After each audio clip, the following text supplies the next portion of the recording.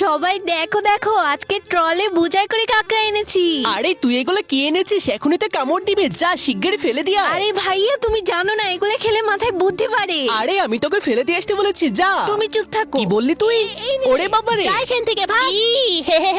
আরে মিনা, তুই এগুলো অনেক দূর থেকে এনেছিস, চল এটা রান্না করে দিব। হ্যাঁ। ওই বলো। হইয়া যা এখান থেকে। ওরে বাবারে, দাঁড়াও, তোমাদেরকে দেখে নিবো আমি। আরে দাঁড়া, তুই তোকে মজা দেখাচ্ছি। আরে মিনা, চল চল, আজকে এটা অনেক দারুণ ভাবে রান্না করব। হ্যাঁ মা, এগুলো দূর থেকে আনতে অনেক বেশি কষ্ট হয়ে গেছে। চিন্তা করিস না মিনা, এত সুন্দর করে রান্না করব, তুই চেটে পুচে খেয়ে নিবি। চল চল তাড়াতাড়ি চল। আমিও দেখি তোমরা এগুলো কিভাবে রান্না করো। এই তো, এবার এগুলো পানি দিয়ে ভালোভাবে ধুয়ে নিতে হবে। এবার এটার ভিতর অনেক সুন্দর সুন্দর সবজি দিয়ে দেব। এবার সব থেকে সুস্বাদু মশলাগুলো ভালোভাবে দিয়ে সুন্দরভাবে মাখিয়ে নেব। এবার এটার ভিতর একটা স্পেশাল পানি দিয়ে দেব, তাহলে এটা খেতে অনেক বেশি মজা লাগবে। এই তো তেল দিয়ে সুন্দরভাবে ভাজা করতে শুরু করে দিই। এবার একটু মশলা দিয়ে ভাজা কাঁকড়াগুলো এর ভিতরে দিয়ে দিই। এই তো রান্না হতে শুরু করেছে। আরে ওয়াও, কত সুন্দর ঘ্রাণ বের হচ্ছে। তার আগে তুমি যদি শয়তানকে ঘৃণা করো আর তোমার মাকে মন থেকে ভালোবেসে থাকো, তাহলে ভিডিওটিকে একটি লাইক করে চ্যানেলটিকে সাবস্ক্রাইব করে দাও আর কমেন্ট বক্সে এই ইমোজিটা কমেন্ট করো। এই তো রান্না হয়ে গিয়েছে, মেয়েরা তাড়াতাড়ি এসে খেয়ে যাও। আরে ওয়াও, এখন একটু খেয়ে দেখি।